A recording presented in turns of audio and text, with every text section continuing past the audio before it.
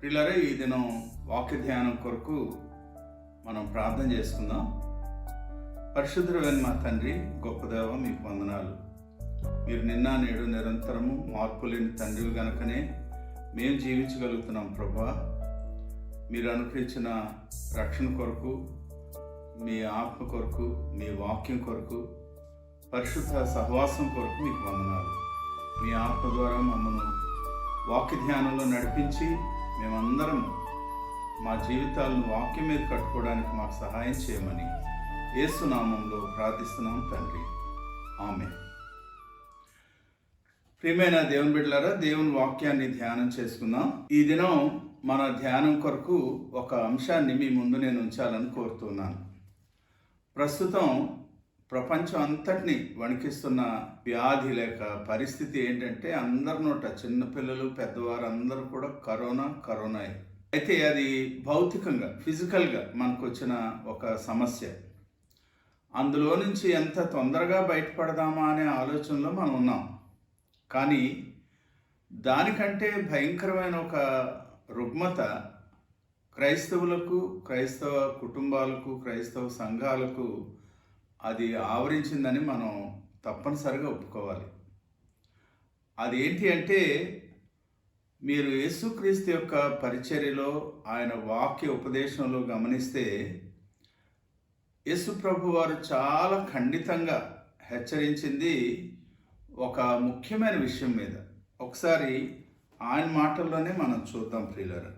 దయచేసి మత్తయి సువార్త 23వ అధ్యాయాన్ని మీరు తెరిచి ఉంచండి. మత్తయి సువార్త 23వ అధ్యాయంలో యేసు ప్రభు వారు ఒక మాటతో మొదలుపెట్టారు, లేక తన ఉపదేశాన్ని 13వ వచనంలో ఒక మాటతో ప్రారంభించారు.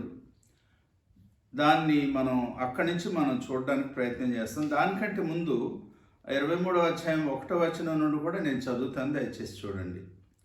అప్పుడు యేసు జన సమూహములతోనూ తన శిష్యులతోనూ ఇట్లనెను, శాస్త్రులను పరిసయ్యులను మోషే పీఠమందు కూర్చుండువారు గనుక వారు మీతో చెప్పు వాటినన్నిటినీ అనుసరించి గైకొనుడి. అయినను వారి క్రియల చొప్పున చేయకుడి, వారు చెప్పుదురే గాని చేయరు. మోయ శక్యము కాని భారమైన బరువులు కట్టి మనుషుల భుజముల మీద వారు పెట్టుదురే గాని తమ వ్రేలితోనైనా వాటిని కదిలింపనొల్లరు. మనుషులకు కనబడు నిమిత్తము తమ పనులన్నీ చేయుదురు. ఈ మాటలు ఇంకా పెద్ద ప్రసంగం దీని మీద చేయాల్సిన అవసరం లేదు కదండి. చాలా క్లియర్గా యేసు ప్రభు వారు చెప్పాల్సిందేదో ఆయన చెప్పినట్టు మనం చూస్తూ ఉన్నాం. క్రైస్తవుల్లో ఒక చిన్న ఆలోచన ఉంది. ఆంధ్రాలో సంగతి నేను చెప్తాను. ఆంధ్రాలో చాలామంది ఈ దినాల్లో మేము దేవుని వాక్యం అందిస్తున్నాం, దేవుని సేవ చేస్తున్నాం అని చెప్పి వస్తున్నారు స్టేజ్ల మీదకి, పబ్లిక్ ముందుకి. కరోనా రాబట్టి ఇప్పుడు బహిరంగ సభలు లేవు, కానీ లేకపోతే వారు చాలా చాలా పాపులర్ అయ్యారు. కానీ ఒక చిన్న విషయం ఏంటంటే, ప్రేమ గురించి కానీ, లేకపోతే దేవునికి ఇవ్వడం గురించి కానీ, దాతృత్వం గురించి కానీ, లేకపోతే యేసుక్రీస్తు లాంటి సామాన్యమైన సాధారణమైన జీవితం జీవించడానికి గురించి కానీ ప్రసంగించే ప్రసంగికులు వారు నిజ జీవితంలో ఆ విధంగా జీవిస్తున్నారా అనేది చాలా పెద్ద ప్రశ్న. మీరు ఒకవేళ అనుకోవచ్చు, దేవుని సేవకులు ఏంటి విమర్శతో మాట్లాడుతున్నారేమో అనే ఆలోచన మీకు అప్పుడే వచ్చేసి ఉండొచ్చు. విమర్శ కాదు ప్రియులారా, అమాయకంగా గుడ్డిగా మనం దేన్ని పడితే దాన్ని, ఎవరిని పడితే వారిని వెంబడించడానికి వీల్లేదనే విషయం మీకు తెలియపరచడానికి ఈ మాట నేను చెప్తున్నాను. ఒక ఆయన, మీరు జాగ్రత్తగా గమనించండి, టీవీ స్క్రీన్లో కనబడుతున్నారు వారు. ఈరోజు వేసుకున్న సూట్ మళ్ళా సంవత్సరం వరకు వేయడు ఆయన. అంటే ఆయనకి రోజుకు ఒక 4-5 ప్రోగ్రాంలు ఉంటాయి టీవీల్లో. ఆయన వేసుకున్న కోట్ ఇది ఉంది చూడండి, ఇది ఒకసారి వేసుకున్నది మళ్ళీ సంవత్సరం దాకా మీకు కనబడదు. ఒక కోట్ విలువ ఎంతో నేను చెప్పకూడదు. వారు ప్రేమ గురించి, దాతృత్వం గురించి, కనికరాన్ని గురించి, ఇవ్వడానికి గురించి మాట్లాడతారు. కోట్లు వేసుకోవడం తప్పు కాదు, నేను వేసుకున్నాను. విమానాల్లో ప్రయాణం చేయడం తప్పు కాదు. మంచి జీవితం, పిల్లలకు మంచి చదువులు చెప్పించడం తప్పు కాదు. కానీ ఎంతవరకు మనం ప్రకటిస్తున్న వాక్యాన్ని అనుసరిస్తున్నాం? సో నేను ఇందాక మొదలుపెట్టినప్పుడు చెప్పిన మాట ఏంటంటే, సేవకులను మనం విమర్శించకూడదనే ఒక ఆలోచన సాధారణ క్రైస్తవ కుటుంబాల్లో ఉండిపోయింది. వారు దేవునికి లెక్కప్ చెప్పుకుంటారు, మనం వారిని ఏమనకూడదు, మనం ఇచ్చేయడమే, వాళ్ళు అడిగినంత ఇచ్చేయడమే అనే ఆలోచనలో ఉండిపోయారు చాలామంది. అది సంఘానికి ఎంత నష్టాన్ని కలుగజేసిందో జాగ్రత్తగా దేవుడిచ్చిన వివేచనతో, జ్ఞానంతో పరిశీలిస్తే తప్ప అర్థం కాదు. సో ఈరోజు యేసుప్రభు వారు అదే చెప్పారు. ఆయన ఏమన్నారంటే, వారు 3వ వచనంలో, 23వ అధ్యాయంలో 3వ వచనంలో, వారు మీతో చెప్పు వాటినన్నిటినీ అనుసరించి గైకొనుడి, అయినను వారి క్రియల చొప్పున చేయకుడి, వారు చెప్పుదురే గాని చేయరు. యేసుప్రభు వారు కొండ మీద ప్రసంగం చేసినప్పుడు ఆయన ఈ ధన్యతలతో ప్రారంభించి 5వ అధ్యాయం, 6వ అధ్యాయం, 7వ అధ్యాయం మత్తయి సువార్తలో 3 అధ్యాయాలు ప్రసంగం చేశారండి. 5వ అధ్యాయంలో 20వ వచనంలో ఆయన ఏమన్నారంటే, జాగ్రత్తగా ఈ మాటలు మనం గమనిద్దాం ప్రియులారా. 5వ అధ్యాయంలో 20వ వచనంలో ఏమన్నారంటే, శాస్త్రుల నీతి కంటెను పరిసయ్యుల నీతి కంటెను మీ నీతి అధికము కాని ఎడల మీరు పరలోక రాజ్యంలో ప్రవేశింపనేరని మీతో చెప్పుచున్నాను. శాస్త్రుల నీతి కంటెను పరిసయ్యుల నీతి కంటెను మీ నీతి అధికము కాని ఎడల మీరు పరలోక రాజ్యంలో ప్రవేశింపనేరని మీతో చెప్పుచున్నాను.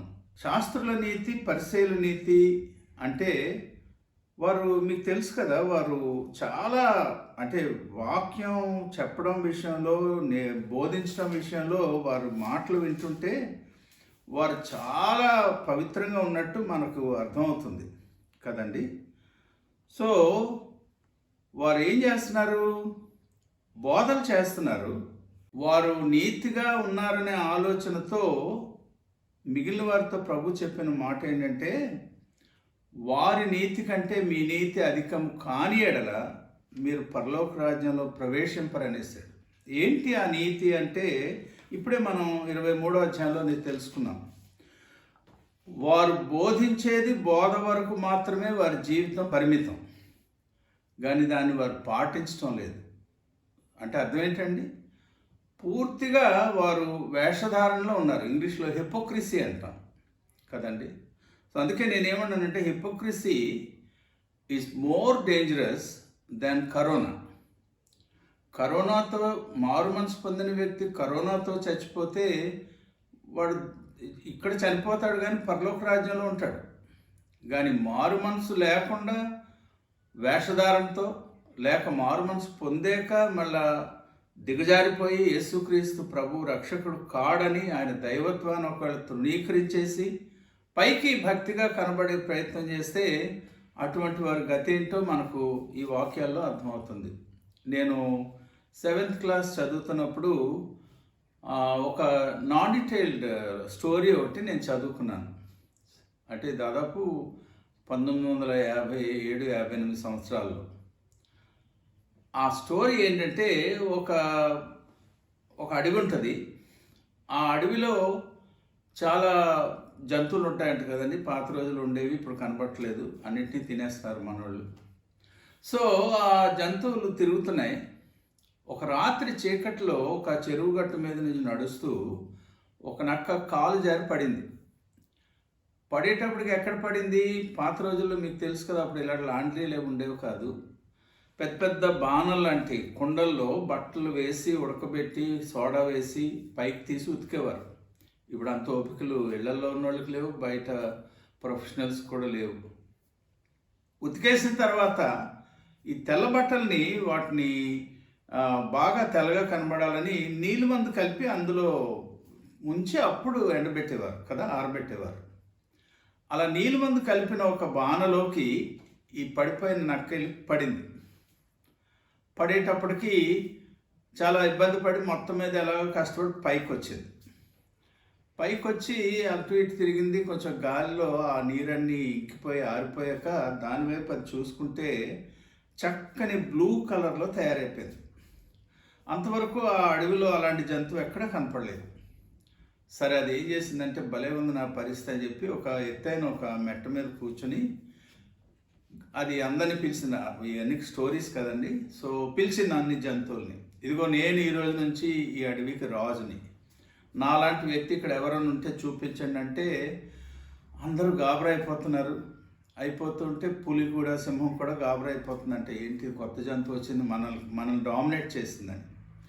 సడన్గా దూరాన్ని ఎక్కడో ఒక 2 నక్కలకి ఓ చిన్న ఆహారం దొరికింది.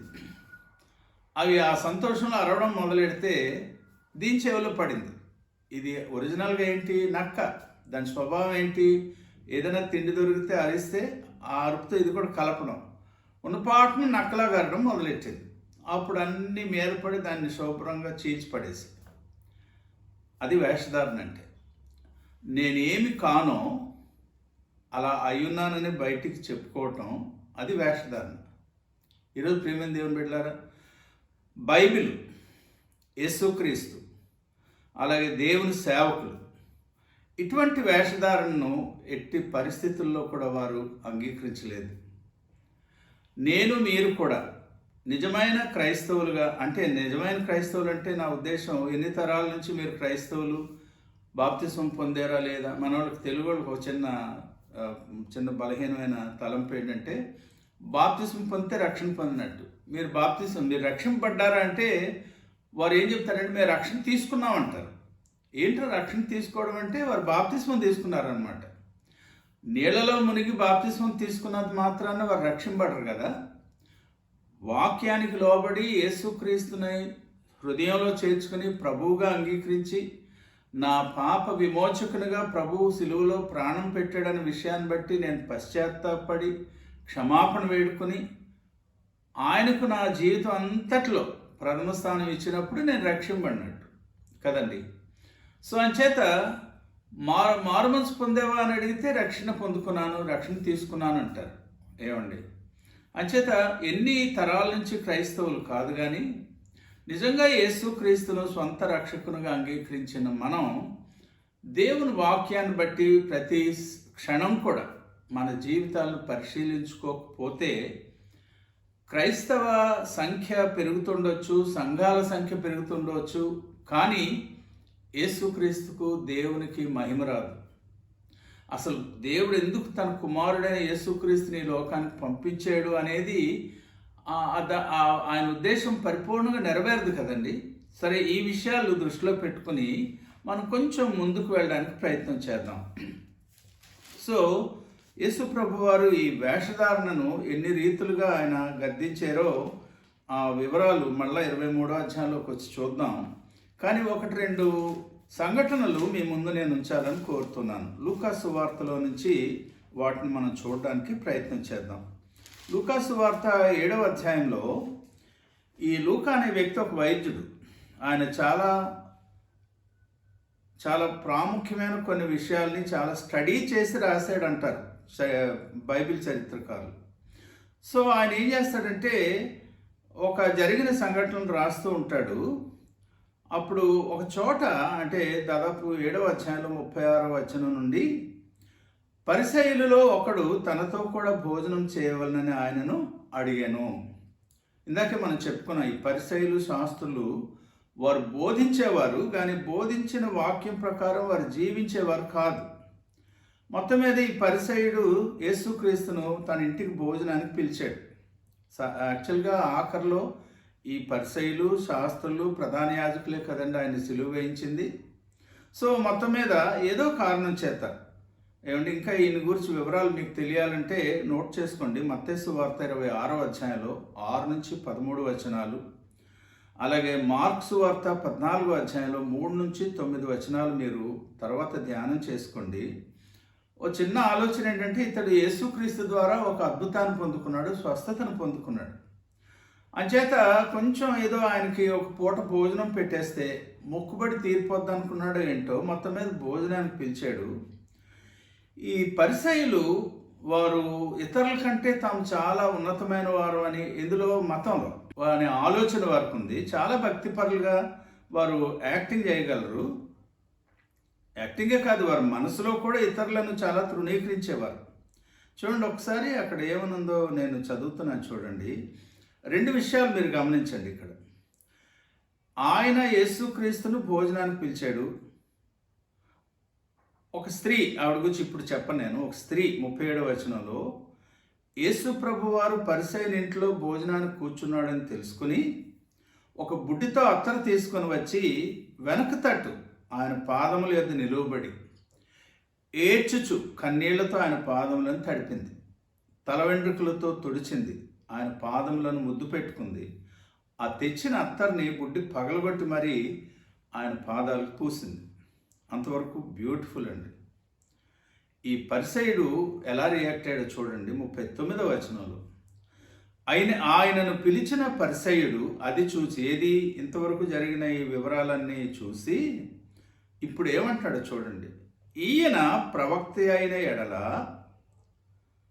యాక్చువల్గా నేను ఇంకోలా చదువుతాను వినండి. ఈయన ఆ ప్రవక్త అయిన ఎడల తన్ను ముట్టుకొనిన ఈ స్త్రీ ఎవతయో ఎటువంటిదో ఎరిగియుండును, ఇది పాపాత్మురాలు అని తనలో తాను అనుకొనెను. మీరు బైబిల్ చాలాసార్లు చదువుంటారు. ఒకసారి ఈ మాటలు జ్ఞాపకం తెచ్చుకోండి ప్రియులారా.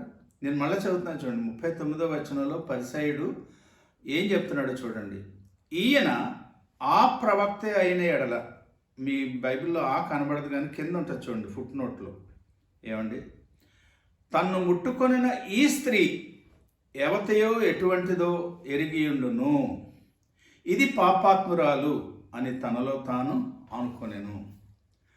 గమనించండి ప్రియులారా, 2 జడ్జిమెంట్స్ ఇచ్చాడు. స్వస్థత పొందుకున్నాడు, ఏదో మేలు దొరికింది, మొక్కుబడిగా భోజనం పెట్టి పంపిద్దాం అనుకున్నాడు. ఆయన స్వస్థపరచగలిగాడంటే ఏదో ప్రవక్త అని ఒక టైటిల్ పెట్టుకున్నాడు మనసులో. తీరా ఈ పాపాత్మురాలైన స్త్రీ వచ్చి ఆయన అంతగా ముట్టుకొని అంత పరిచర్య చేస్తుంటే కాలుతో ఒక్క తన్ని బయటికి తోయాల్సిన ఆయన అవన్నీ చేయించుకొని అంగీకరిస్తున్నాడంటే ఈయన ప్రవక్త కాడని కాదు, ఆ ప్రవక్త కాడు. గమనించండి ప్రియులారా. దాని గురించి మరొక మాట చెప్తాను నేను. 2వ విషయం అంటే ఈయన్ని రిజెక్ట్ చేస్తాడు ప్రవక్తగా. 2వది, ఈ స్త్రీ పాపాత్మురాలు అని మనసులో జడ్జ్మెంట్ ఇచ్చాడు. Forgetting himself and his condition, తాను ఎంత డిప్రేవ్డ్ కండిషన్ అంటే దిగజారిపోయిన స్థితిలో ఉన్నాడో అది మర్చిపోయి అటు యేసు ప్రభువుని తృణీకరించాడు, ఇటు ఆ స్త్రీని కూడా తృణీకరించి పడేశాడు. ఇదండి వేషధారణ అంటే. ఇంతకీ ఆ ప్రవక్త గురించి ఒక్క మాట చెప్తాను, ఎక్కువ వివరించను. తండ్రి అయిన దేవుడు యెహోవా దేవుడు ఇశ్రాయేల్ ప్రజలను అరణ్యంలో ప్రయాణంలో నడిపిస్తున్నప్పుడు మోషే ద్వారా ద్వితీయోపదేశకాండం 18వ అధ్యాయంలో 16వ వచనంలో 18వ వచనంలో కూడా 2 సార్లు ఆయన ఏమంటాడంటే, మోషే నీలాంటి ఒక ప్రవక్తను నేను పంపిస్తాను, అతడు నా వాక్యాన్ని ఈ ప్రజలకు తెలియపరుస్తాడు అని చెప్పాడు. మోషే అది విన్నాడు, రాసుకున్నాడు, పుస్తకంలో రాశాడు. అది మనకి ఇప్పుడు మన దగ్గర ఉంది. ద్వితీయోపదేశకాండం 18వ అధ్యాయం 16వ వచనం 18వ వచనం. అక్కడి నుంచి ఇశ్రాయేల్ ప్రజలు తర్వాత దినాల్లో బబులోను చెర నుంచి తిరిగి వచ్చిన ఈ యూదులు వారు దేని కొరకు ఎదురు చూస్తున్నారండి? దేవుడు పంపిన లేక పంపిస్తానని వాగ్దానం చేసిన ఆ ప్రవక్త ఎప్పుడు వస్తాడా, మాకెప్పుడు విడుదల కలుగుతుందా అని చూస్తున్నారు వారు. యేసుక్రీస్తుని చూసినప్పుడు కొంత మంచి ఆలోచనలు ప్రజలకు వచ్చాయి. ఈయన పరిసయ్యుడు, ధర్మశాస్త్రాన్ని ఎరిగినవాడు కనుక ఆ ప్రభువుని చూడగానే ఒకవేళ ప్రవక్త ఏమో అని పిలిచాడు. 2వది తనకి అడ్వాంటేజ్ వచ్చింది ఆయన వల్ల. కానీ తీరా చూస్తే ఎదురుగా నిలబడి అన్ని పరిచర్యలు చేస్తున్న స్త్రీ పాపాత్మురాలనే విషయం తెలుసుకోలేని వాడు ఎలాంటి ప్రవక్త? చూసారు, ఎలాంటి ఇంగ్లీష్లో దీన్ని జడ్జ్మెంటల్ స్పిరిట్ అంటాం. ఏంటంటే వెంటనే ఇతరుల మీద తీర్పు తీర్చేయడం, తానేంటో మర్చిపోవడం. ఇది చాలా భయంకరమైన రుగ్మత లేక రోగం, జాడ్యం. దీన్ని పాండమిక్ అనాలి. కరోనా అనేది ఇప్పుడు 2019లో వచ్చింది, COVID-19 అని. అది వచ్చిన క్రొత్తల్లో అందరూ ఏం చెప్పుకున్నారంటే 100 years బ్యాక్ ఇలా వచ్చింది, ఒక పెద్ద పాండమిక్, ప్రపంచం అంతటికి ఇబ్బంది కలిగింది, మళ్ళీ ఇప్పుడు 100 సంవత్సరాల తర్వాత ఇది వచ్చిందని, దీని నుంచి ఎలా బయటపడదామని చూస్తున్నారు. కానీ కొంతమంది అంటున్నారు ఇది ఇది వెళ్ళిపోతే ఇంకొకటి వస్తుందని. కానీ యాక్చువల్గా 2000 సంవత్సరాల నుంచి, అంటే మనం అట్లీస్ట్ మనం క్రొత్త నిబంధన తీసుకుంటే యేసుక్రీస్తు దగ్గర నుంచి ఇప్పటి వరకు క్రైస్తవ సంఘాన్ని ఏలుతున్న ఈ పాండమిక్ ఏది అంటే వేషధారణ అండి. కానీ ప్రియులారా, యేసు ప్రభు వారు ఎంత చక్కని మాట చెప్పారో చూడండి. లూకాసు వార్త 7వ అధ్యాయంలో 48వ వచనంలో ఏమన్నారంటే, నీ పాపములు క్షమింపబడి ఉన్నవి అని ఆ పాపాత్మురాలని పరిసైడించిన స్త్రీతో మాట్లాడారు. అదే మనం పైన కూడా మాట నేను చెప్పలేదు. 37వ వచనంలో ఆ పాపాత్మురాలైన ఒక స్త్రీ వచ్చిందనే మాట రాశాడు లూకా. ఎందుకంటే పరిసైడ్ ఇచ్చిన జడ్జిమెంట్ బట్టి ఇప్పుడు పాపాత్మురాలైన స్త్రీతో ప్రభు ఏం చెప్తున్నారంటే, నీ పాపములు క్షమింపబడి ఉన్నవని ఆమెతో అనెను. ప్రియుల, బైబిల్లో మీరు సువార్తలో చదివితే యేసుక్రీస్తు నోటి నుంచి డైరెక్ట్గా నీ పాపములు క్షమింపబడి ఉన్నవని విన్నవారు, లేక ఎవరితో అన్నాడో అటువంటి వారు చాలా కొద్దిమంది అండి. ఆ కొద్ది మందిలో ఈ స్త్రీ కూడా ఉండడం ఎంత గొప్ప భాగ్యం అండి. ఈరోజు అటువంటి గొప్ప దీవెన్ను ఆ పరిసైడ్ పోగొట్టుకున్నాడు. కారణం ఏంటంటే వేషధారణ వల్ల, హిపోక్రసీ వల్ల. అదే తాను చేయగలిగితే, తనెవరో తనలో తాను చూచుకొని లోపలికి ప్రభు దగ్గర తగ్గించుకొని తన పాపాన్ని ఒప్పుకోగలిగితే యేసు ప్రభు వారు ఈ భాగ్యాన్ని ఆయనకి ఇవ్వరా? సరే ప్రియులారా, మళ్ళా మనం లూకాసు వార్తలో ఎక్కువ మాట్లాడి నేను దాని గురించి మరొక మాట మనం చూడడానికి ప్రయత్నించేది. ఈ పరిసయ్యుల యొక్క పరిస్థితి అలా ఉందండి. లూకాసు వార్తలో 19వ అధ్యాయంలో ఒక సందర్భం మీ అందరికి తెలుసు. ఆయన ఎరుకో పట్టణంలో ప్రవేశించారు. సో మీకు తెలుసు, జక్కయ్య ఇంట్లోకి ఆయన వెళ్ళడానికి ప్రయత్నం చేశాడు. అప్పుడు అక్కడ జరుగుతున్న ఒక విషయం ఏంటంటే, దయచేసి చూడండి. ఆ పరిసయ్యులు ఏమంటున్నారంటే 7వ వచనం చూడండి. అందరూ అది చూచి, ఈయన పాపి అయిన మనుషుని యొద్ద బస చేయ వెళ్ళినని చాలా సణుగుకొనిరి. బస కొరకు వెళ్ళాడు ఒక ఇంటికి, అక్కడ ఆ వ్యక్తి తృణీకరించాడు. ఇప్పుడు యేసుక్రీస్తు తన ఇంట్లోకి వస్తాడనే ఆలోచన లేదు జక్కయ్యకి. కానీ అలాంటి పాపి ఇంట్లోకి ఆయన వెళ్ళాడు. అందరూ ఏమనుకుంటున్నారంటే, అందరంటే మేజర్గా వీళ్ళు ఎవరంటే పరిసయ్యులు. లూకాసు వార్తలో మీరు జాగ్రత్తగా గమనిస్తే కనబడుతుంది ఇది. వారు ఏమన్నారంటే, అక్కడ కూడా జడ్జిమెంట్ ఇచ్చేస్తున్నారు. ఈయన పాపి అయిన మనుషుని యొద్ద బస చేయ వెళ్ళాను. చిన్నపిల్లలకి ఇంగ్లీష్లో మనం చిన్నప్పుడు మనం నేర్చుకున్నది birds of the same feathers flock together అని చెప్తారు కదా. అంటే ఒకే రంగు లేక ఒకే విధమైన వెంట్రుకలు గల పక్షులన్నీ ఒక చోట ఉంటాయని. మీరు బీచ్కో లేకపోతే మరో దగ్గరికి వెళ్తే కాకులన్న దూరం ఉంటాయి, పావురాలన్న ఒక దగ్గర ఉంటాయి, ఈ సీ గల్స్ అన్న ఒక దగ్గర ఉంటాయి, పావురాల్లో మళ్ళీ గువ్వలన్న ఒక దగ్గర ఉంటాయి, రకరకాల పక్షులు. ఇక్కడ యేసుక్రీస్తు పాపి అయిన మనుషుని ఇంట్లోకి వెళ్ళాడు అంటే వారి ఉద్దేశం ఏమై ఉంటుందండి? కానీ మీకు తెలుసు ఆ స్టోరీ అంతా. ప్రభు డిక్లేర్ చేసింది ఏంటండి, నేడు ఈ ఇంటికి రక్షణ వచ్చి ఉన్నది, ఇతడును అబ్రహాము కుమారుడే అని చెప్పాడండి. సో ప్రియులారా, యేసుక్రీస్తు ఒక వ్యక్తిని, పాపి అయిన వ్యక్తిని అబ్రహాము కుమారునిగా, అంటే అర్థం ఏంటంటే దేవుని రాజ్య వారసునిగా ఎంచగలిగితే లేక ఎంచినట్లయితే అది ఎంత గొప్ప భాగ్యం అండి. ఎవరు నన్ను పట్టించుకున్నా లేకపోయినా నాకేం కావాలా? నన్ను అంగీకరించేది యేసు ప్రభు కాకుండా ప్రెసిడెంట్ ఆఫ్ ఇండియా నన్ను పిలిచినా, లేకపోతే మరొక దేశ అధినేత నన్ను పిలిచిన కొంతమంది ఉన్నారులేండి మనోళ్ళు. అలా ప్రెసిడెంట్ నాకు తెలిసి ఈ ప్రెసిడెంట్తో నేను మాట్లాడానని అంటుంటారు. నేను పేరు చెప్పడం లేదు. ఆ దేశానికి ప్రెసిడెంట్ నేనే గెలిపించాను అంటాడు ఇంకొకడు. మీకు ఎంతమంది తెలిసినా మీ బ్రతుకేంటి? ఎక్కడ ఉండవలసిన వారు మీరు ఎక్కడున్నారు? మరొక చిన్న ఉదాహరణ చూద్దాం ప్రియులారా. ఇదే లూకాసు వార్తలో 18వ అధ్యాయంలో అక్కడ ఈ వేషధారణను ఏ రీతిగా ప్రభువు ఖండిస్తున్నారో లేక దాని గురించి ఏమి నేర్పిస్తున్నారో ఒకసారి చూద్దాం. లూకాసు వార్త 18వ అధ్యాయంలో 9వ వచనం నుండి నేను చదువుతున్నాను. అక్కడ అది స్టార్టింగ్ లూకా రాయడం చూడండి ఎలా రాశాడు. తామే నీతిమంతులని తమ్ము నమ్ముకొని ఇతరులను తృణీకరించు కొందరితో ఆయన ఈ ఉపమానం చెప్పాను. ఈ 9వ వచనం నుండి దాదాపుగా 14వ వచనం దాకా చెప్పిన ఈ ఉపమానం అందరికీ వర్తించేది కాదు. ఇది ఎవరికి వర్తిస్తుందంటే తామే నీతిమంతులు అనుకొని ఇతరులను తృణీకరించే వారికి ఇది బాగా పనికొస్తుంది. ఏమండి? సో మనం ఎలా ఉన్నాం ఒకసారి పరిశీలించుకుందాం. ప్రార్థన చేయుటకై 2 మనుషులు దేవాలయంలోకి వెళ్ళిరి. 18వ వచనం 10వ వచనం. వారిలో ఒకడు పరిసయుడు, ఒకడు సుంకరి. ఇందా జక్కయ్య గురించి మాట్లాడాం కదా. సో పరిసయుడు నిలవబడి ఏమని ప్రార్థన చేస్తున్నాడు అవన్నీ వివరాలు మీకు తెలుసు, కానీ ఒకసారి చెప్పేసుకుందాం. దేవా, నేను చోరులను, అన్యాయస్తులను, వ్యభిచారులనైన ఇతర మనుషుల వలెనైనను, ఈ సుంకరి వలనైనను ఉండనందుకు నీకు కృతజ్ఞతాస్తుతులు చెల్లించుచున్నాను. పాపం నిన్న అసెంబ్లీలో ఏదో గొడవ అయితే ఒక మంత్రి అంటున్నాడు, ఆ పెద్ద ఆయనకి మతిమరపు వచ్చింది, ఆల్జిమర్స్ వచ్చింది, ఇంతకుముందు జరిగినవన్నీ మర్చిపోతున్నాడు అని మాట్లాడుతున్నాడు. ఇదే జోక్ అండి అది. దేవుడికి కూడా ఆల్జిమర్స్ వచ్చింది అనుకుంటున్నాడు ఈ పరిసయుడు, మర్చిపోయాడని. అందుకే ఒకసారి జ్ఞాపకం చేస్తున్నాడు. ఏమని? దేవా, నీకు తెలియదు, నువ్వు మర్చిపోయి ఉంటావు, నేను చోరులను, అన్యాయస్తులను, వ్యభిచారులనైనా ఇతర మనుషులు వంటి వాడిని కాను. I'm not a thief. నేను అన్యాయస్తుడు కాను. I'm not an అడల్టరర్.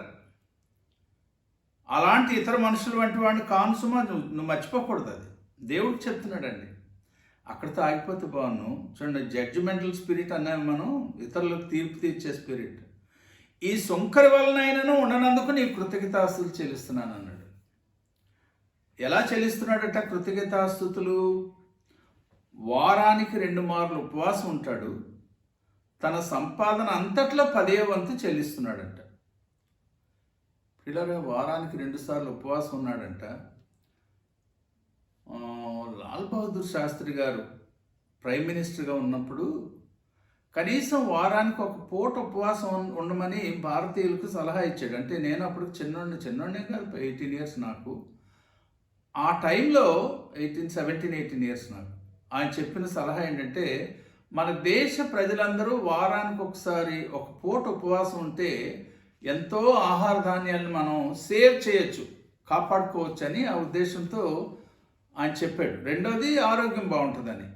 వీడు వారానికి 2 మార్లు ఎందుకు ఉపవాసం ఉంటున్నాడో మనకు తెలియదు, కానీ మనం ఊహించగలం. వాడు డైటింగ్ చేస్తున్నాడు, దాన్ని ఉపవాసం కింద మార్చేశాడు. ఏమండి? తర్వాత సంపాదన అంతట్లో 10వ వంతు నీకు ఇస్తున్నాను అన్నాడు. చూడండి, అక్కడ గమనించండి టెర్మినాలజీ. నా సంపాదన అంతట్లో 10వ వంతు చెల్లించుచున్నాను అని అర్థం ఏంటండి? నా సంపాదన. ఏమండి? 12వ అధ్యాయంలో కూడా ఇలాంటి ఒకటి కనబడతాడు. నా ప్రాణమా, తినుము, త్రాగుము, సుఖించుము. చాలా దీన మనసుతో దావీద్ మహారాజు 103వ కీర్తనలో సింహాసనం మీద కూర్చుని ఏమంటాడు తెలుసు? నా ప్రాణమా, యెహోవాను సన్నతించుము. నా అంతరంగముననున్న సమస్తమా, ఆయన పరిశుద్ధ నామమును సన్నతించుము. నా ప్రాణమా, యెహోవాను సన్నతించుము. ఆయన చేసిన మేలులలో దేనిని మరొకమంటాడు. మహారాజుగా ఏర్పాటు చేయబడిన దావీదు అంత కృతజ్ఞతతో దీన మనసుతో నాదేమి లేదు ప్రభా, నువ్వు ఇచ్చిందని చెప్తుంటే ఈయన ఏమంటున్నాడండి? నా సంపాదన. నేను ఎక్కువ దీని గురించి వివరించను, కానీ విశ్వాసులైన వారు ఒక చిన్న మాట వినండి. మీ సంపాదనలో 10వ వంతు దేవునికి ఇస్తున్నారేమో కదా. 10వ వంతు ఇవ్వాలనేది కొత్త నిబంధన రూలా కాదా అంటే, నన్ను అడిగితే సూటుగా నేనేం చెప్తానంటే అది కొత్త నిబంధన రూల్ కానే కాదు. కొత్త నిబంధన రూల్ ఏంటంటే 10వ వంతు కాదు, నువ్వు వర్ధిల్లిన కొద్దీ ఇంకా ఎక్కువ ఇవ్వాలి, ఉత్సాహంతో ఇవ్వాలి, కృతజ్ఞతతో ఇవ్వాలి. అర్థమైందండి? మీరు ఎప్పుడు వినని ఒక స్టేట్మెంట్ చెప్తాను, వినండి. మా దగ్గర ఒక పాస్టర్ గారు ఉన్నారు, ఆయన పేరు హేమంత్ కోబ్రా, ఒరియా. ఆయన ఒకసారి నా దగ్గరికి వచ్చి, బ్రదర్ నా కోసం ప్రార్థన చేయండి అన్నాడు. మంచి ఆరోగ్యంగా బలంగా ఉండే మనిషి, ఏం ప్రార్థన చేయమన్నాడు, ఏం కావాలి అన్నట్టు. ఆయనకి ఏమీ ఆధారం లేదండి, ఏ సంస్థ నుంచి ఆయనకి సహాయం లేదు అన్నట్టు, నాకు లేదండి అది. సో ఒక చర్చి లేదు, నేను ఓన్లీ ఐ మీన్ ఇవాంజలిస్ట్ అంటాడు. ఒక 2 సార్లు చర్చిలు 2 అప్పగించినా హీ వాజ్ నాట్ సక్సెస్ఫుల్. పాస్టర్గా చేయలేకపోయాడు. నేను ఓన్లీ ఇవాంజలిస్ట్ అంటాడు. ఆయన వచ్చి నాతో అంటాడు, నా కోసం ప్రార్థన చేయండి అని. దేనికోసం అని అడిగాను. ఆయన చెప్పిన మాట వినండి ప్రియులారా. మీరు ఎక్కడ కూర్చున్నారో కుర్చీలు గట్టిగా పట్టుకుని వినండి. నేను దేవునికి ఓన్లీ 30% కానుకిస్తున్నానండి నాకు వచ్చిన రాబడిలో. నేను 50% ఇవ్వాలని ఆశపడుతున్నాను. అలా ఇవ్వగలిగేలా నా కోసం ప్రార్థన చేయండి అన్నాడు. అర్థమైందండి? నాకు 100 రూపాయలు వస్తే 30 రూపాయలు దేవునికి కానుక తీస్తున్నాను, కానీ నాకు తృప్తిగా లేదు. నాకు 100 రూపాయలు కానుక వస్తే అందులో 50 రూపాయలు దేవునికి ఇవ్వాలని ఆశపడుతున్నాను. నా కొరకు ప్రార్థన చేయండి అన్నాడండి. ఎక్కడైనా ఇలాంటి వాళ్ళు కలిసారండి మీకు? ఇంకా రాబడి ఎక్కువయ్యేలాగా కానుకలు ఇచ్చేవారు కనబడుతున్నారు తప్ప దేవునికి ఇవ్వాలనే ఆలోచనతో ఎవరిచ్చారండి? ఈ వ్యక్తి అంటాడు, నా సంపాదన అంతట్లో 10వ వంతు చెల్లిస్తున్నానని. దైవజనులు భక్తులు అడిగే ప్రశ్నతో నేను కూడా ఏకీభించి అడుగుతున్న విషయం ఏంటంటే, ఆ మిగిలిన 90% ఎవరిది?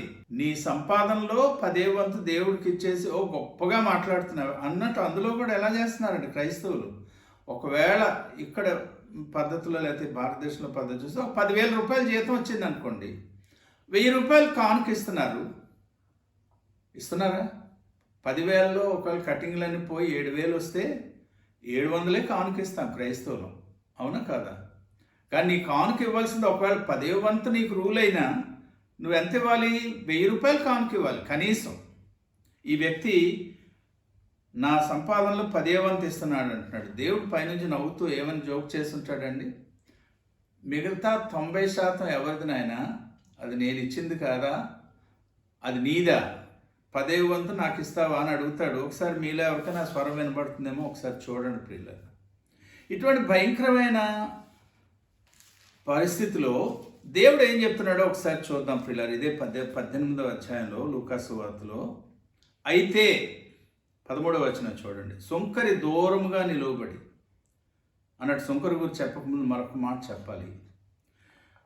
అక్కడ ఏమనిందంటే వాడు ప్రార్థన ఎలా చేస్తున్నాడో తనలో తాను ప్రార్థించుచుండాను. ఇంగ్లీష్లో కూడా he was praying with in himself అని ఉంది.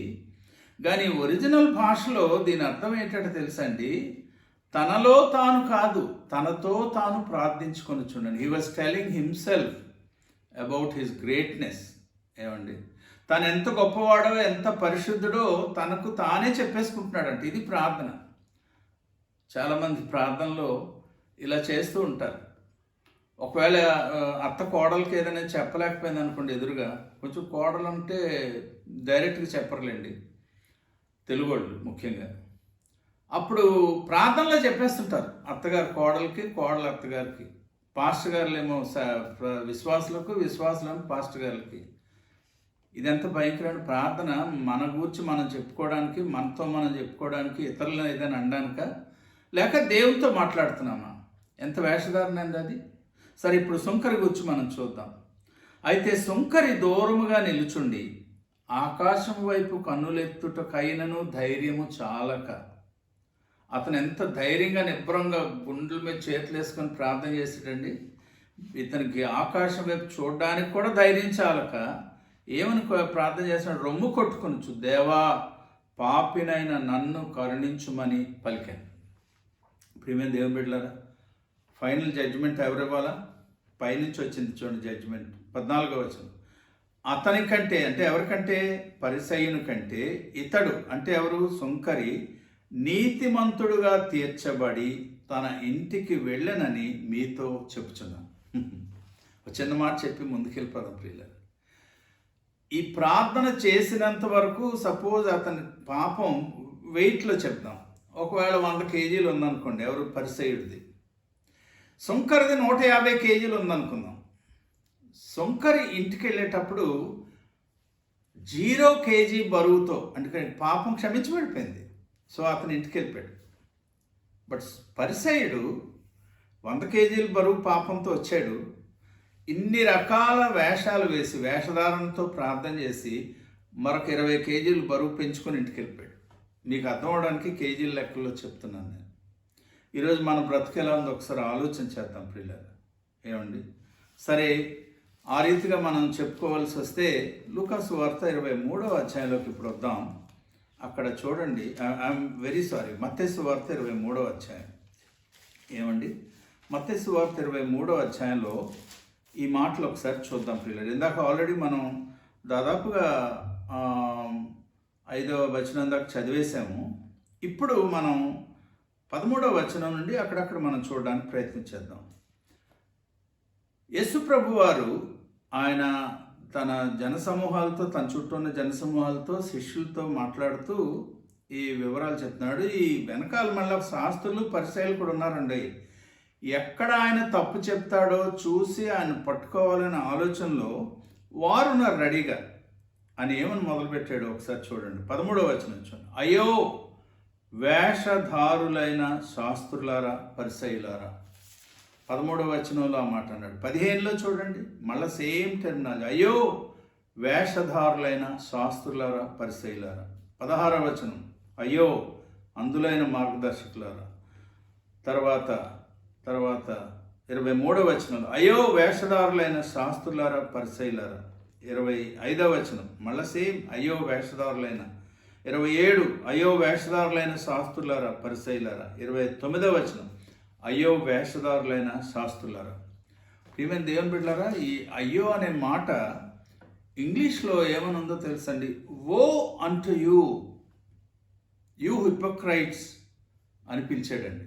ఓ అంటు యూ అంటే అర్థం ఏంటండి? ఓ వేషధారులైన శాస్త్రులారా, పరిసయ్యులారా, మీకు శ్రమ కలుగునుగాక, మీరు శప్పింపబడుదురుగా. కానీ మాట్లాడండి అవి. ఇది మామూలుగా అయ్యో అంటే ఏదో బాధపడిపోయి మాట్లాడుతున్న విషయం కాదు. He was pronouncing judgement on them. దేవుని కుమారుడైన యేసుక్రీస్తు పరిశుద్ధుడు.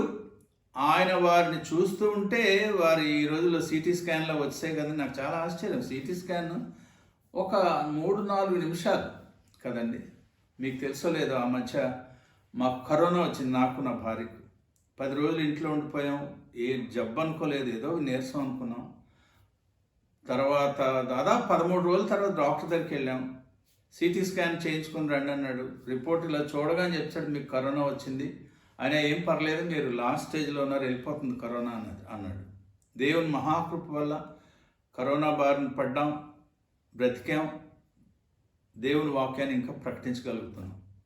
సో ఆ 2-3 సెకండ్లు లేకపోతే నిమిషాలు కూడా కాదండి, ఐ థింక్ నిమిషాలు, ఆ సిటీ స్కాన్లో మా మొత్తం లైఫ్ అంతా అందులో వచ్చింది. మాలో ఉన్న లోపాలు ఏంటో కదండి. యేసు ప్రభు వారు వరల్డ్లో ఉండే అతి సెన్సిటివ్ సెన్సార్స్ అన్నింటినీ మించి ఆయన ఎంత చక్కగా మనుషుల్ని చూడగానే వారి అంతరంగాన్ని చూసేవాడు ఆయన.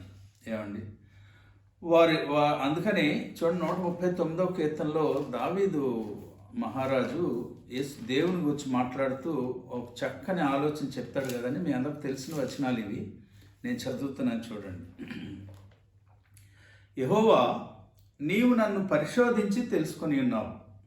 ఏమండి, తర్వాత అలా క్రిందికి వస్తూ అంటాడు, నీ ఆత్మ యొద్ద నుండి నేను ఎక్కడికి పోవదును. ఏమండి, నీ సన్నిధి నుండి నేను ఎక్కడికి పారిపోవదును అని చెప్పి 11వ వచనంలో, అంధకారము నన్ను మరుగు చేయును, నాకు కలుగు వెలుగు రాత్రి వలె ఉండును నేను అనుకున్న ఎడల చీకటి అయినను నీకు చీకటి కాకపోవును. ఏమండి, అలా మాట్లాడుతూ వస్తూ అంటాడు, నా 13వ వచనం, నా అంతరింద్రియములను నీవే కలుగు చేస్తేవి అని చెప్పి అలా క్రిందికి వస్తూ 17వ వచనంలో, దేవా నీ తలంపులు నాకెంత ప్రియమైనవి. ఏమండి, 23వ వచనంలో ఏమన్నాడు చూడండి, దేవా నన్ను పరిశోధించి నా హృదయమును తెలుసుకొనుము, నన్ను పరీక్షించి నా ఆలోచనలను తెలుసుకొనుము, నీకు ఆయాస్కరమైన మార్గము నా యందున్నదేమో చూడుము, నిత్య మార్గమున నన్ను నడిపించుము. క్రీస్తు పూర్వం 1000 సంవత్సరాల క్రిందట కేవలం ధర్మశాస్త్రాన్ని మాత్రమే కలిగి ఉన్నట్టే, ఆ మోషే యొక్క 5 పుస్తకాలు మాత్రమే కలిగి వాటిని ధ్యానం చేస్తున్న దావీదుకు ఇంత గొప్ప ప్రత్యక్షత, దాని ఇంగ్లీష్లో రెవల్యూషన్ అంటాం. ఈ రోజుల్లో చాలామంది వచ్చి రెవల్యూషన్ అని ఈ మధ్య మీకు వాట్సాప్లో చూస్తుంటారు. పంచకాండాల్లో నుంచి కూడా మళ్ళీ ఏవో డీకోడింగ్ అని మొదలెట్టి ఏవేవో పిచ్చి పిచ్చి వాగుళ్ళు వాగుతున్నారు. అవి కరెక్ట్ కాదు.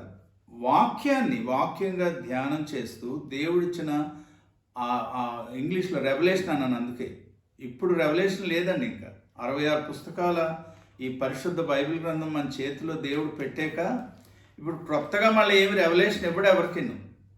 ఒకవేళ ఇస్తే ఇల్యూమినేషన్ అవుతుంది. ఆయన ఇచ్చిన వాక్యంలో నుంచి దేవుని ఆత్మ వెలుగు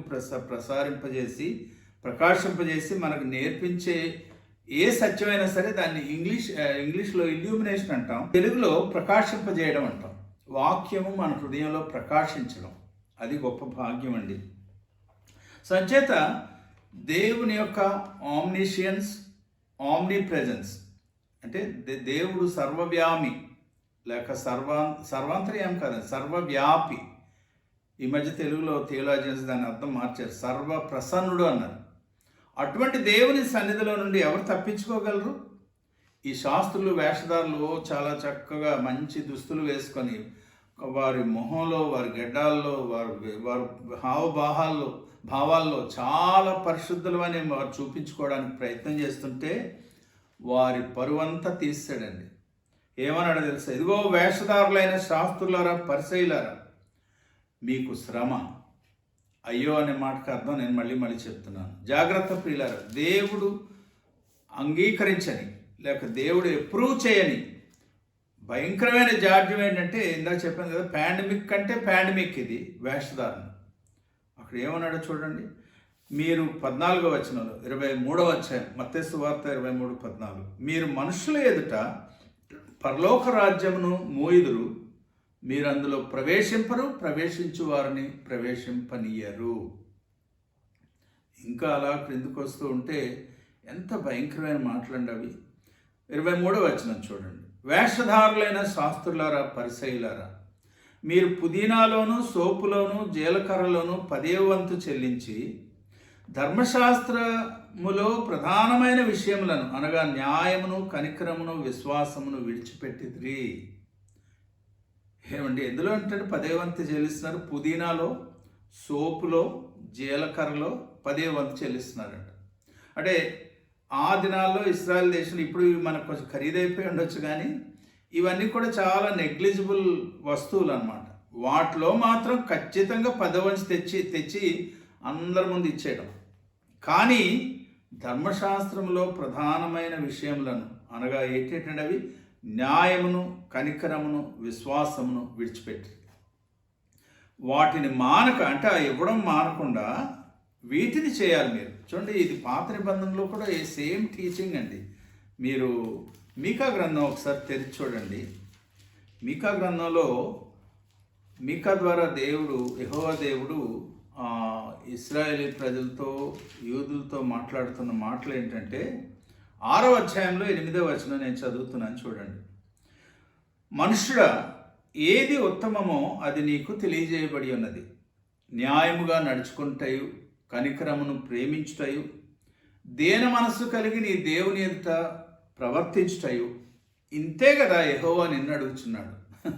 చాలా స్వల్పమైన విషయాలు అడిగాడండి. ఏంటంటే అవి న్యాయంగా నడుచుకోవాలి, కనికరాన్ని ప్రేమించాలి, దేన మనస్సు కలిగి దేవుని ఎదుట ప్రవర్తించాలి. మనం చాలా భక్తి పరులమని కూడా మనకు అతిశయం వచ్చేస్తే అది దేనత్వం కాదు ప్రియులారా. నువ్వు ఒకవేళ చచ్చిపోయిన వాళ్ళు లేపేసిన వ్యక్తివైనా సరే, ఇక్కడ ఒక చిన్న మాట అవసరం లేదు కానీ ఈ మాట ఉపయోగించాలి నేను. దేవుడు మనల్ని పాపంలో పడిపోయిన వారిని లేవనెత్తడానికి పిలిచాడు కదండి. ఉదాహరణకు లూకాసు వార్త 15వ అధ్యాయంలో ఆ 100 గొర్రెల్లో ఒక గొర్రెపిల్ల తప్పిపోతే ఆ గుంటలో నుంచి దాన్ని తీసి భుజాల మీద కేసుకుని ఇంటికి తీసుకొచ్చాడు ఆ గొర్రెల కాపరి. ఇప్పుడు ఫ్యాషన్ ఏంటంటే, ఇప్పుడు గొప్పతనం ఏంటంటే నిలబడిన వాళ్ళు పడగొట్టారు. ఎంతమందిని పడగొట్టగలిగితే అంత పవర్ ఉన్నట్టు. ఎంత వేషధారణ వస్తుందండి. ఆఖరికి చేతులతో ఊపి పడగొట్టేవారు అంతమంది. ఇప్పుడు ఏకంగా కోటిప్పేసి కోట్లు కూడా ఇలా ఇసురుతుంటే పడిపోతున్నారు జనాలు. మీలో ఎంతమంది వాక్యాన్ని జాగ్రత్తగా లోతుగా ధ్యానం చేశారో నాకు తెలియదు కానీ దాన్ని ఇంగ్లీష్లో హిప్నాటిజం అంటారండి. దాని వెనక వారు ఉపయోగించేది దేవుని పరిశుద్ధాత్మ శక్తి కాదు, దాని ఇంగ్లీష్లో సోల్ పవర్ అంటారు. ఆ సోల్ పవర్తో, అంటే మన లోపల ఉండే ఆ జీవము లేక ప్రాణం అనే ఆ ఆర్గాన్ని ఉపయోగించి, ఆ భాగాన్ని ఉపయోగించి దేవుని ఆత్మశక్తితో కాకుండా సాతాను చేత మోసగింపబడి ఇలాంటి పనులన్నీ చేస్తారు. చచ్చిపోయిన వాళ్ళు లేపేస్తారంటండి. ఒక మాట వినండి ప్రియులారా, ముస్లిమ్స్ కూడా చచ్చిపోయిన వాళ్ళు లేపేశారు. బౌద్ధ మతం పాటించేవారు అన్ని భాషల్లో మాట్లాడారు, ప్రవచనాలు చెప్పారు. ఇంక వారికి మనకు తేడా ఏంటండి? సో అంచేత వీళ్ళని ఎంత జాగ్రత్తగా ప్రభు మాట్లాడుతున్నాడో చూడండి. ఇంకొక మాట చూద్దాం, 25వ వచనంలో, అయ్యో వేషధారులైన శాస్త్రులారా, పరిసయ్యులారా, మీరు గిన్నెయు పళ్ళెమును వెలుపట శుద్ధి చేయుదురు గాని అవి లోపల దోపుతోనూ అజితేంద్రియత్వముతోనూ నిండి ఉన్నవి. సో బయట గిన్నెని అన్ని బాగా తోమేస్తున్నారు, లోపల. తర్వాత ఇంకా చూడండి ఏమంటాడు, ఇది ఇంకా భయంకరం. మత్తయి సువార్త 23వ అధ్యాయం 27వ వచనం, అయ్యో వేషధారులైన శాస్త్రులారా, అంటే మీకు శ్రమ కలుగునుగాక వేషధారులైన శాస్త్రులారా, పరిసయ్యులారా, మీరు ఎలా ఉన్నారంటే సున్నము కొట్టిన సమాధులను పోలి ఉన్నారు. మీకు చిన్న జరిగిన విషయం చెప్తాను వినండి. ఒరిస్సాలో ఖుర్దా రోడ్ అని ఒక ఊరుందండి. ఆ స్టేషన్ పేరు ఖుర్దా రోడ్డు, ఊరు పేరు జట్ని. ఆ ఊళ్ళో 3 రోజులు మీటింగ్స్కి వెళ్ళాం. అది నవంబర్ 2వ తారీఖు అనుకుంటాను. ఆల్ సోల్స్ డే అని ఒక డే పాటిస్తారు క్రిస్టియన్స్, క్యాథలిక్స్ అనుకుంటాను, వీళ్ళు కూడా పాటిస్తున్నారు. మీటింగ్ సాయంకాలం 5 గంటలకు అయిపోయిన తర్వాత మళ్ళా మీటింగ్కి 2 గంటల టైం ఉంది, 7 గంటల వరకు. ఈ లోపల పరమ జీవము నాకు నీవు అనే పాట వినబడుతుంది ఎక్కడో మైక్లో. ఒరిస్సాయే కానీ తెలుగులో వినబడుతుంది. ఏంట్రా ఈ పాట వినబడుతుందని నేను మరొక 2 సేవకులు నడుచుకుంటూ పాట వినబడుతున్న మార్గంలో నడుస్తున్నాం. అది ఎక్కడికి తీసుకెళ్ళింది తెలిసిన మమ్మల్ని, కరెక్ట్గా సమాధుల తోట దగ్గరికి తీసుకెళ్ళింది, సిమెట్రీ దగ్గరికి వెళ్ళాం.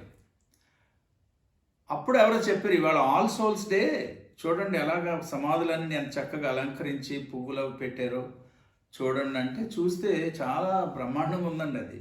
ఇక్కడ ప్రభు అదే చెప్తున్నాడు, మీరు సంవత్సరానికి ఒకసారి ఆల్ సోల్స్ డే రోజు లేకపోతే ఈస్టర్ రోజు సమాధులకు సున్నాలు వేస్తారు, రంగులు వేస్తారు. అవి వెలుపల శృంగారముగా అగపడుతున్నాయి, కానీ లోపల, ఈ మాట విన్నప్పుడు బాధపడకండి, మీ వాళ్ళు ఎవరైనా చనిపోయిన వాళ్ళు ఉంటే వాళ్ళ లోపల ఇంకా ఉన్నారనుకోకండి, వాళ్ళ శరీరాలు పూర్తిగా కుళ్ళిపోయి ఉంటే ఏముంటాయండి అక్కడ? ఎముకలు, సమస్త కల్మషం, పురుగులు, చెత్త చెదారం లోపల ఉంటుంది. దాన్ని వివరించాడు చూడండి, ఎలా వివరించాడు. 28వ వచనం, అలాగే మీరు వెలుపల మనుషులకు నీతిమంతులుగా అగపడుచున్నారు కానీ లోపల వేషధారణతోనూ అక్రమంతోనూ నిండి ఉన్నారు. పిల్లలు 23వ అధ్యాయం బాగా చదవండి, వీలైతే కంటత పెట్టేయండి. దేవుడు యేసుక్రీస్తు అంగీకరింపని ఒకే ఒక స్థితి ముఖ్యమైనది ఏంటి అంటే వేషధారణ. అందుకే అక్కడ 5వ అధ్యాయంలో ఏం చెప్పాడండి ఆయన, మీ నీతి శాస్త్రుల నీతి కంటే పరిసయ్యుల నీతి కంటే అధికం కాని ఎడల అన్నాడు, మీరు పరలోక రాజ్యంలో ప్రవేశింపనారని. సరే ప్రియులారా, ఒకసారి మనం ప్రకటన గ్రంథంలోకి వద్దాం. ఈ మధ్యకాలంలో మీ సంఘంలో కానీ బయట కానీ వేరే ప్రసంగాలు, బ్లెస్సింగ్ దీవెన అని వినే ప్రసంగాలు ఎక్కడన్నా యేసు ప్రభు వారు తిరిగి వచ్చేస్తున్నారు, జాగ్రత్త పడండి, సిద్ధపడండి అని విన్నారా? దైవజనులు ఎన్నో సంవత్సరాల నుంచి మాట్లాడుతున్న ఒక మాట ఏంటంటే, యేసుక్రీస్తు పాపులను రక్షించడానికి లోకానికి వచ్చాడు క్రిస్మస్ రోజని చెప్పిన వర్తమానం ఇంకా వినని ప్రజలు అనేక చోట్ల అనేక మంది ఉండగా, ఆయన గురించి ఇంకా రెండోసారి ఆయన అద్భుతాలు చేస్తాడనే మాట వినడానికి మీకు సిగ్గులేదా? మీకు అసలు అర్హత లేదనేసారు వారు. ఇప్పుడు నేను మాట్లాడుతున్న విషయం ఏంటంటే, ఆ యేసు ప్రభు ఒకసారి పాపులను రక్షించడానికి శిశువుగా, ఒక నరునిగా, మానవ కుమారునిగా వచ్చాడు. మనుష్య కుమారుడు అని పిలిపించుకున్నాడు. శిలువ మీద శ్రమనుంది, అవమానించబడి, రక్తం కార్చి సమాధిలోకి వెళ్ళి, చనిపోయి సమాధిలోకి వెళ్ళి 3వ దినాన్ని తిరిగి లేచాడు. ఆయన తన యందు విశ్వాసం ఉంచిన వారందరినీ, ఎవరెవరి పాపములను ఆయన క్షమించాడో వారిని అందరినీ పరలోక రాజ్యంలో చేర్చుకోవడానికి, తనతో పాటు సదాకాలం ఉండడానికి తిరిగి రాబోతున్నాడు. ఎంతమంది యేసు ప్రభు తిరిగి వస్తున్నాడనే ఆలోచనతో జీవిస్తున్నాం మనం. ఇంకా కొన్ని వందల వేల సంవత్సరాలు గడిపేద్దాం భూమి మీద, పిల్లలకు సంపాదించేద్దాం, ఇంకేదో చేద్దాం అనే తాపత్రయంలో ఈ ఒక్క అంశాన్ని మాత్రం మర్చిపోకండి ప్రియులారా. ఈ సందర్భంగా ఒక 2 హెచ్చరికలు మనం వినడానికి ప్రయత్నం చేద్దాం. ఆయన ప్రకటన గ్రంథం అనే ఒక గ్రంథాన్ని తన బాగా ప్రేమించిన శిష్యుని చేత రాయించాడు.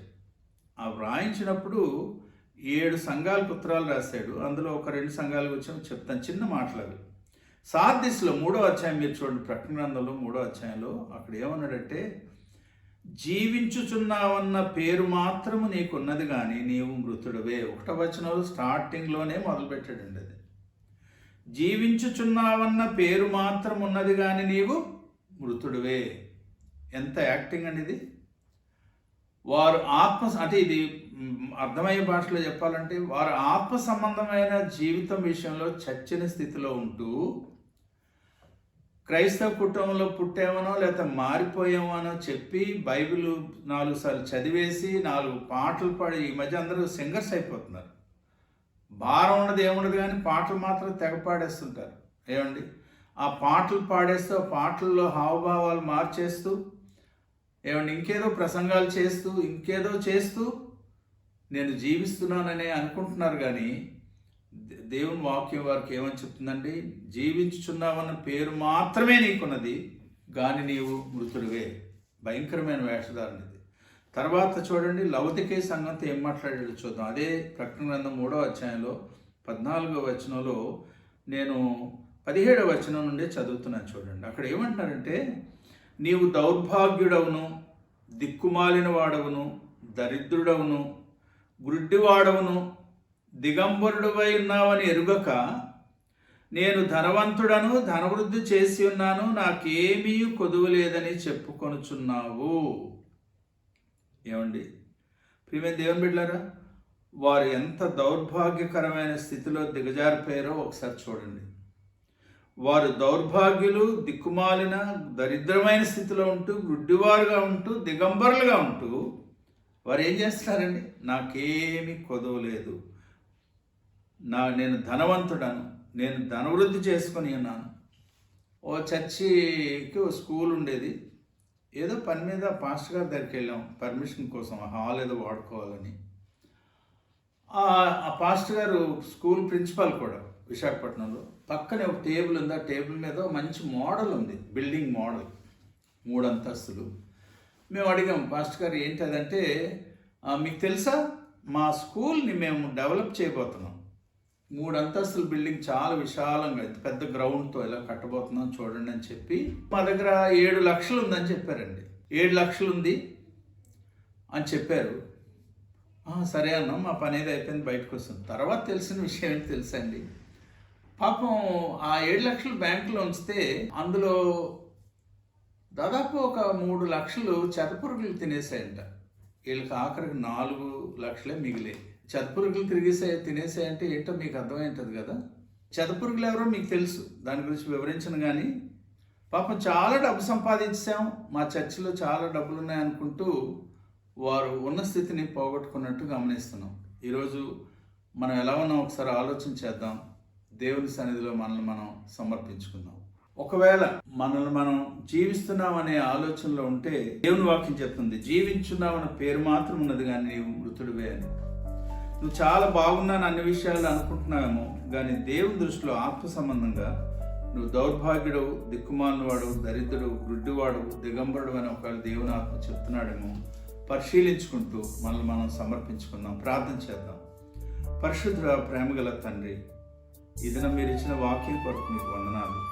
నేను మేమందరం వాక్య వెలుగులో మా జీవితాలు పరిశీలించుకుని పరిసయ్యుల వలె, శాస్త్రుల వలె కాకుండా మీ ఎదుట నిలవబడినప్పుడు నేను సాధ్య సంఘంలాగా, లౌదికే సంఘంలాగా కాకుండా మీకు ఇష్టమైన పాత్రలుగా జీవించి వేషధారణను తృణీకరించి మా ప్రభువు నామాన్ని అన్ని సమయాల్లో ఘనపరిచే కృప దయచేయమని యేసు నామంలో ప్రార్థిస్తున్నాం తండ్రి. ఆమేన్. మన తండ్రి అయిన దేవుని ప్రేమ, ప్రభు అయిన యేసు క్రీస్తు యొక్క కృప, పరిశుద్ధాత్మ దేవుని దీవెన సదాకాలం మీకు అందరికీ తోడైనను గాక. ఆమేన్.